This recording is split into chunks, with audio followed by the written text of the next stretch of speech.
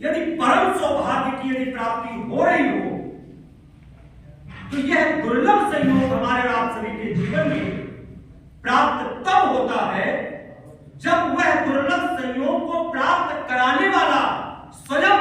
परम पद को प्राप्त करके बैठा हुआ हो, और यह संयोग हमें आप सभी को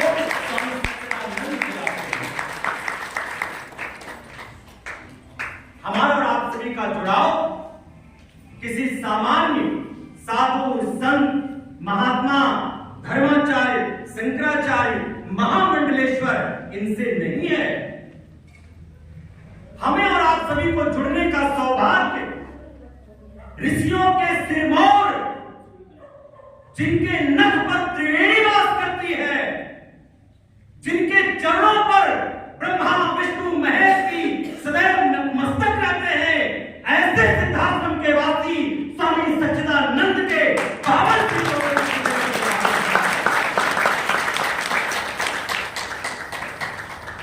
यह युग परिवर्तन की बेला है। इसे समझना होगा। यदि हम और आप ये सोच रहे होंगे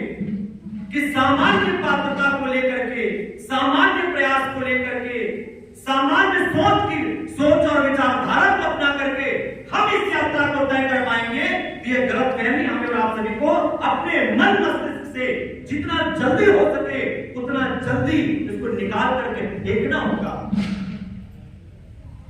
क्योंकि किसी सामान्य गुरु के चरणों का सानिध्य हमें और आप सभी को प्राप्त नहीं है।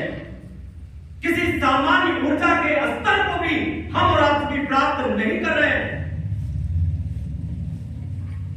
जिनके चरणों के नख पर त्रिवेणी वास करती हो, जिनके चरणों पर ब्रह्मा, विष्णु, महेश, समस्त देव शक्तियां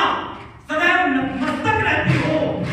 अगर ऐसे पावन श्री चरणों में हमें और आप सभी को नतमस्तक हो करके सौभाग्य स्वरूप अगर निर्देशन प्राप्त करके जीवन व्यतीत करने का अगर सौभाग्य प्राप्त हो रहा है, तो हमारा और आप सभी का कार्य किस स्तर का होना चाहिए, हमारी और आप सभी की सोच और विचारधारा किस स्तर की होनी चाहिए, इस पर कहीं न कहीं आप आंदोलन करने की आवश्यकता है। आप देखिए, संपूर्ण भारतवर्ष में, अपने संपूर्ण विश्व में आज एक आध्यात्मिक विचारधारा का जन प्रवाह, एक जन सैलाब बड़ी तेजी के साथ उमड़ पड़ा है। अभी 22 जनवरी को प्रभु श्री राम अपने दिव्य और भव्य भवन में विराजमान हुए। भारत के यशस्वी प्रधानमंत्री माननीय नरेंद्र मोदी जी को यह परम सौभाग्य प्राप्त हुआ कि उन्होंने अपने श्री हाथों से उस विग्रह स्वरूप के प्रमुख यजमान बने और हमारे देश के चारों कोनों में बैठे हुए चार शंकराचार्यों ने समर्थन नहीं दिया। अनेकों साधु संत महात्माओं का विरोध जारी रहा, लेकिन ऐसे में 15 तारीख को आकर के गुरुदेव जी ने बताया कि कौन योग्य है और कौन अयोग्य है।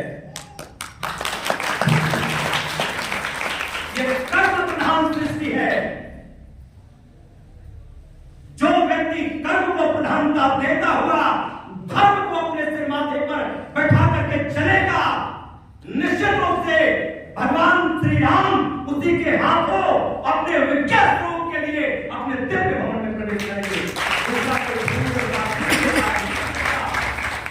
पिछले 25-30 वर्षों से समस्त धर्म प्रमुखों को गुरुदेव जी अपनी साधना पर तब की चुनौती दे रहे हैं, और यह बात जाकर के अब जाकर के साबित हुई कि यह सत्य है। बिना किसी ऐसे धर्म मंच के सजे यह बात साबित हो गई कि जो लोग आज भी जातीय मानसिकता से ग्रसित हैं, जो साधना पर तप करके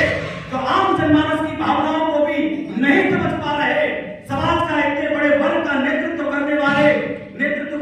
प्रमुख व्यक्ति की भावनाओं को जो लोग नहीं समझ पा रहे थे, निश्चित रूप से उस समाज के बड़े गद्दी पर बैठ करके वो समाज का कल्याण और हित कभी कर ही नहीं सकते। जो आपकी ऊंच नीच छोटी मोटी विचारधारा में जो फंसे हो, आप जरा की रक्षा क्या करेंगे? वो मानव